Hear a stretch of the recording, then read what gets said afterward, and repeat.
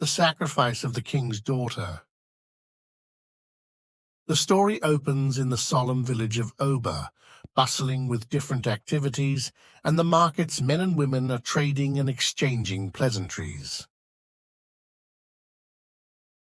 The king passed by the markets with his two daughters, and they waved at the villagers as they carry on their different activities.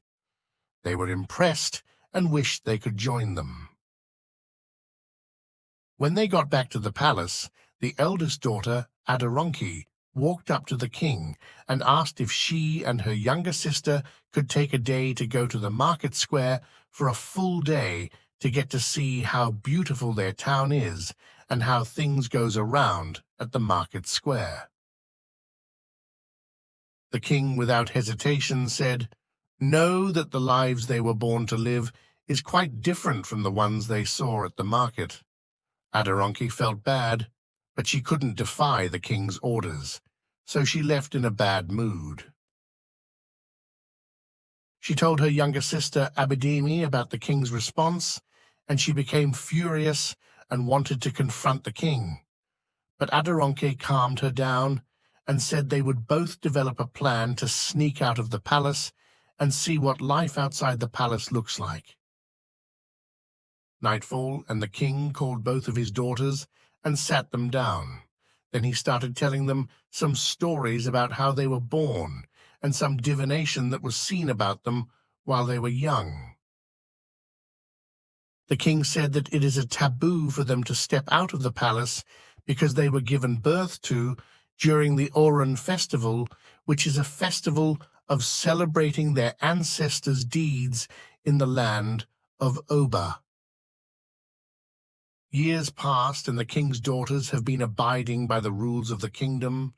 The king is getting older, and she called her daughters to talk to them about finding a suitor so he can bless them before he pass away. Abidemi replied, "How do you expect us to find a man when we have not been going outside of the palace? We can't even do things for ourselves. We have been served from young age until now," she said angrily. Unknown to the daughters, the king called on different people to start preparing for a feast. Some were cooking, and some were decorating the palace so it would look good and conducive to hold the feast. Abidemi was taking a walk in the palace and saw one of the workers that was working in the palace. Her eyes glows as she sees him. She approached him, and they both started to talk. Abidemi could not sleep at night, and all she was doing was thinking about every moment she spent with the man she met during the day. The day of the feast arrived, and many royals were present there.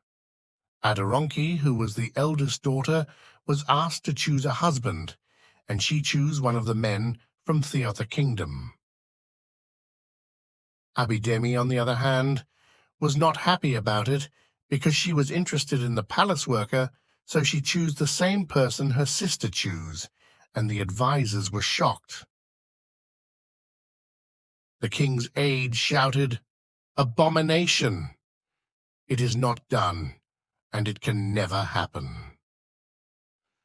Abidemi ran off the palace as soon as she caused the commotion. When the king was aware of her whereabout, he knew there was danger looming around the corner. Abidemi appeared elegant and beautiful in the village. Then the villagers looked at her in awe. They started wondering about where she had come from. She heard a loud scream that the king's daughter is dead. She knows it was her only sister. She returned back to the palace, and the king restricted her not to enter because she is cursed by going outside of the palace. Baba Ifa came to consult the oracle, and the oracle says that before the land of Oba can return back to its glory and riches, the king has to offer a great sacrifice which requires his only daughter left. The king went silent, and he looked troubled. He knew the sacrifice was too big for him to bear, but he knew the people could revolt against him and ruin everything he has built over many years. The next day he asked Baba Ifa to continue with the sacrifice of his daughter in order to make peace reign in the village. They did the sacrifice, and the king was asked to sit at the entrance of the village so the villagers can bless him before returning back to the palace. The next day was a bright morning for the villagers, but the king has kicked the bucket, and he was mourned by the chiefs and the people in the palace.